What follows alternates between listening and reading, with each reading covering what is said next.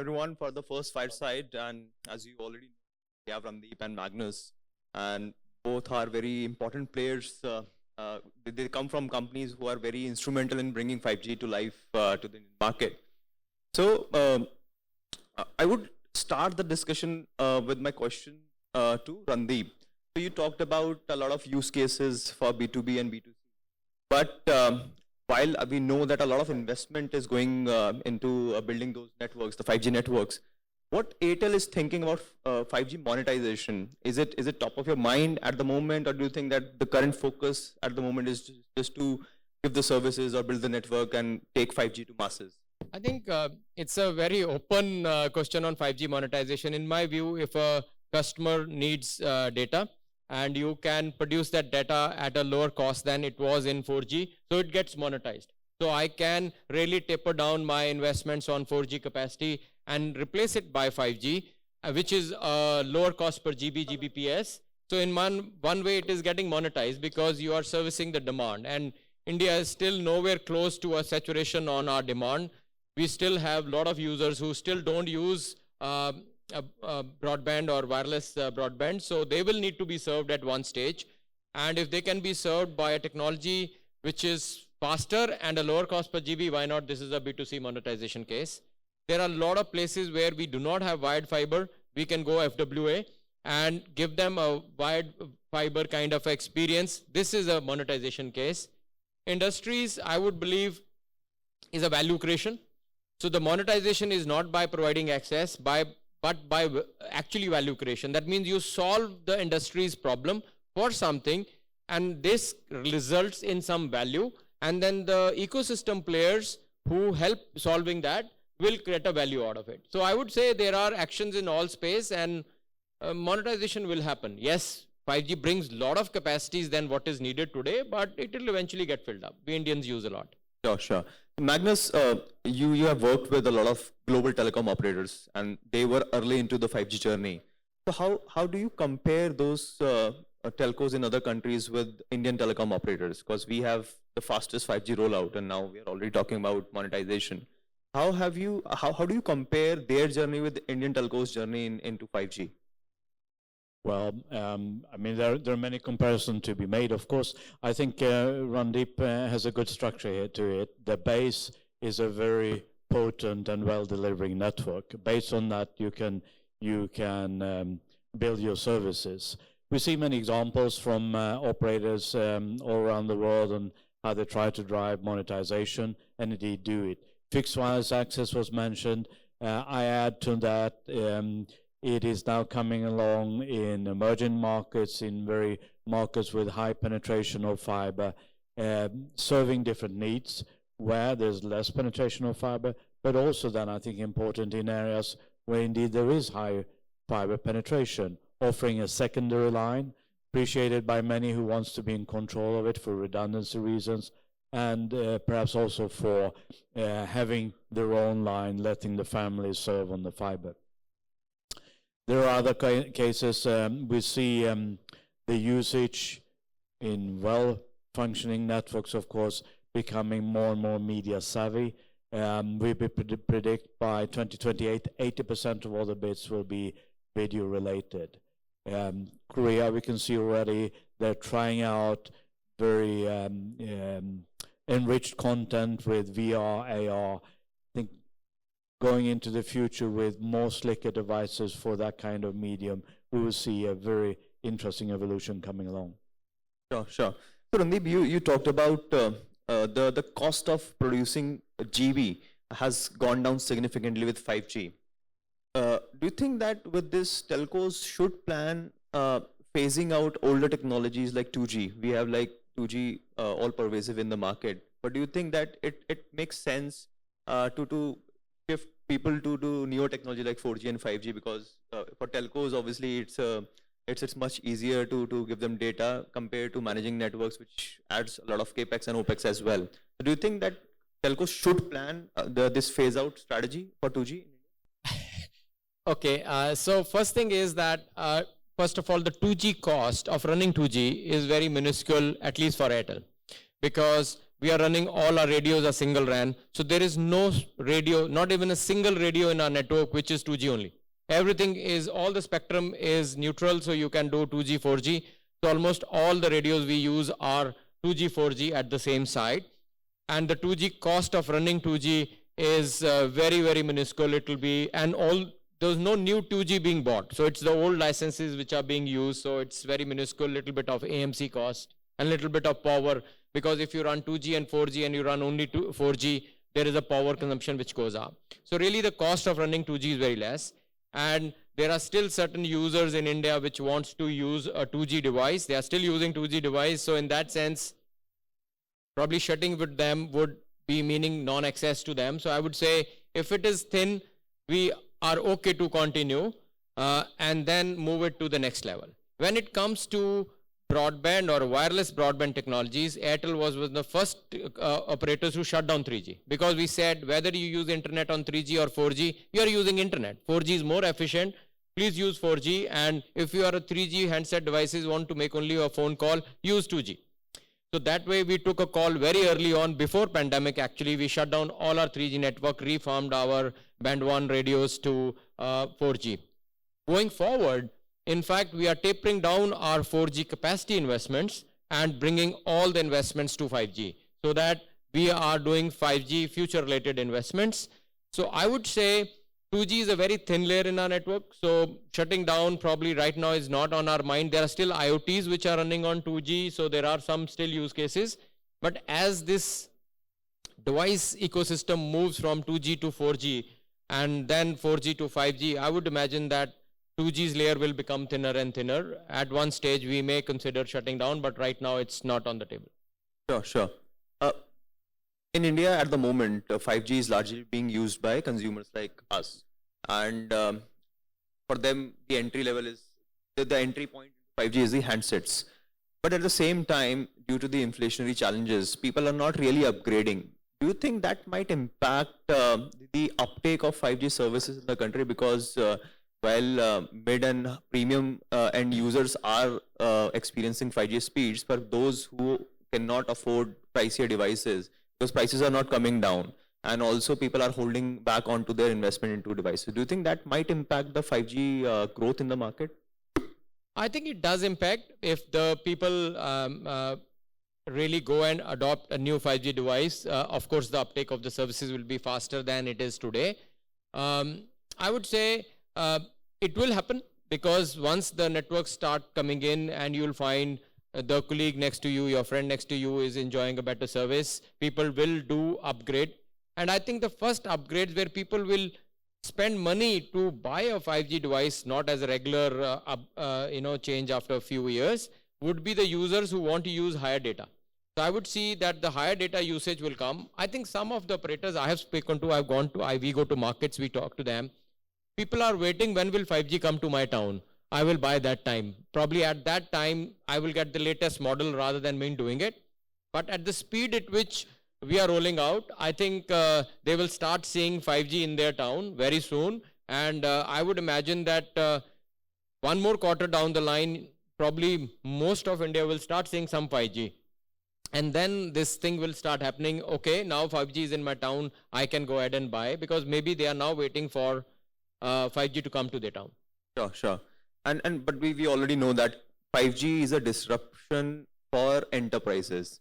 And you also mentioned the application use cases, but we don't have like real use cases at the moment. We are still in the process of developing those use cases. For that, Magnus, how do you see the role of this ecosystem development, like collaboration among industries with telecom operators and players like you, and why it is crucial so that telcos can deploy much faster to address the needs of enterprises where digitization is happening, and they want to have latest service within their campuses and offices? How do you see this? Okay, so I think a great promise here with 5G is, of course, to address other segments and go beyond the voice and advanced mobile broadband services to be able to offer services which are more catered for different needs. And this is where enterprise comes in as a great segment to address. Building the ecosystem here, of course, is a much broader task than what we had in the past. We look on smartphones, let's say 20 makers or so of smartphones in the world. But if you look on the industry system, let's take manufacturing alone, the number of companies, the number of different meters, gauges, and gadgets that are connected by wires today in industry, it's a lot to be done, right? And this will take time. But I think it's a process. It's about getting in there and start to onboard. We're driving it very actively, have been doing so. We have a list on our website, companies that we have tested their equipment with and we know works out well. There are indeed many other alternatives. Then I think there's a lot of innovation that will happen here. And we haven't really seen the big wave coming. I think a big thing when you come into a plant, let's say a manufacturing site, you do the first step. Yesterday in my talk, I talked about just providing connectivity to the people, next step to their pads, to their watches, and so on. Beyond that, start to onboard different machines, different kinds of manufacturing equipment. And this is when the innovation really starts. And by, as you said earlier, Randeep, in your address, by gathering data, you become data-driven, and you can really add a lot new value. One small example, in a port, by knowing where the equipment is, we can optimize the routes for the automatic guided vehicles that drive the containers to and from quayside. And top of my head, I think it was about a 15% energy savings for each one of those trucks, which of course results in less downtime, less time to recharge, higher efficiency, and a better operation of the port. Small thing to do, very simple to do. Once you're there and say, hey, I know where the equipment is, I can start to optimize how to use it. But you need the connectivity, and you get that with the 5G connectivity, in this case, in the port. Sure, sure. Airtel already has a program for enterprises, 5G for enterprises. It is collaborating with a lot of companies, SIs, and consultants to develop use cases. So how has been the progress so far? And you also mentioned a couple of verticals like health, education, and financial inclusion. So are you actively collaborating? Did you already develop some use cases which will be rolled out soon commercially? We have already commercial arrangements. Some are public, like the one with Bosch and one with Mahindra and Mahindra is public. So it's not no longer a POC stage. There are commercial. I would say, Danish, that our plate is full. Amount of enterprises needing our collaboration to fix it. We have probably more to do than we can. There's a lot of interest, and exactly what like Magnus mentioned, that there are small use cases around IoT, analytics, and connectivity, which can then help you start building economics around it. That means if you can run your vehicles 15% less, you can do 15% more in the same time. You can turn around a ship in a port much faster. In an airport, you can deliver baggage much faster. So there are many use cases which are around it. We are finding more interest to start with manufacturing because the value is direct. If they can improve their manufacturing efficiency by 10% at the same cost, it would mean a 10% lower or better margin, or they can produce 10% more this thing. So manufacturing, and wherever there is large mobility of either manned or unmanned vehicles, I would say that there are use cases. We are collaborating. It's an ecosystem play. Another thing which is different in B2C and B2B is B2B cannot be done by one person alone. So there is SI, there is a IoT, there is a connectivity partner, there is a customer, there is a customer's technology teams. So I would say ecosystem, some of them or all of them come together and create, and then you need to really see what is the outcome, what are we saving or what are we adding in efficiency. And so I would say earlier interests are very encouraging, and I think this will be a tsunami. Another point I want to add is this does not need to be created in every industry. So if it is relevant to an industry, let's say in Indonesia, the same use case can be brought to India and vice versa. So I think right now where the world is, they are trying to create these use cases, and the porting of those use cases to relevant similar industries will be much faster, and that will create the tsunami of use cases. Right now, it's cooking in different kitchens to say whether it makes sense or not. Right. And India needs broadband.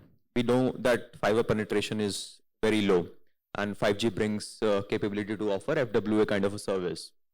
While we have seen some announcements, but the commercial service is not available by any of the player in the market, because I know the companies are preparing. So do you see that when Airtel is able to launch the service, that you will be able to make a dent into the whole landscape of fiber penetration, obviously through the wireless service? Do you think that more people will be connected in areas where we don't have the broadband yet? Danish, I don't think we will be able to make a dent. We will be able to open the market. Because right now, if you really see, the fiber is a slow process. You have to dig, you have to build and bring fiber to everybody's home. So I would say you will accelerate the availability of high-speed internet to the Indians. Why is it not launched today? I think there are two big elements to it which have to come together to make it a really scalable service. First is the ubiquity of 5G coverage. Because otherwise, you can't sell somebody a 5G device, 5G FWA, and the person goes home and finds his area is not yet rolled out. So I think the ubiquity has to come. It will take probably a quarter plus to have a decent confidence that this area is covered. Hence, in this area, you can sell your FWA. Second is, like, India always have to have an affordable connectivity. You have FWA devices today. I mean, if you go to MWC, you were in MWC, devices are really sometimes very highly priced, which will make it a non-starter for India. So we are working all the way from chip manufacturers, software producers, hardware producers to get that thing manufactured in India so that the cost of a FWA device is really affordable, and then it is ready to scale. Bringing it early may probably make it a non-starter. So I think wait a couple of quarters, we should start seeing it as scaling service.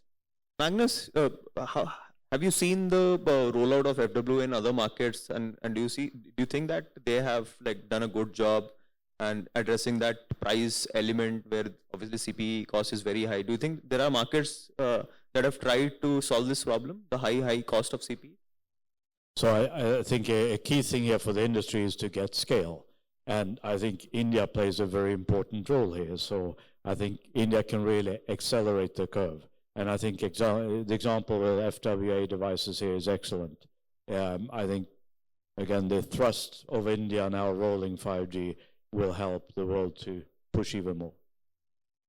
My last question, because it's very timely. 2 days back, 6G vision document was released, and we already know that India is taking a lead role in 6G standard and participation and conveying the Indian requirements.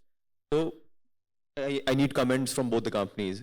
How Airtel sees this whole 6G narrative, and what role Indian telcos and players can play, and Ericsson being a global company, how do you see this push from the Indian government and the Indian academia into 6G?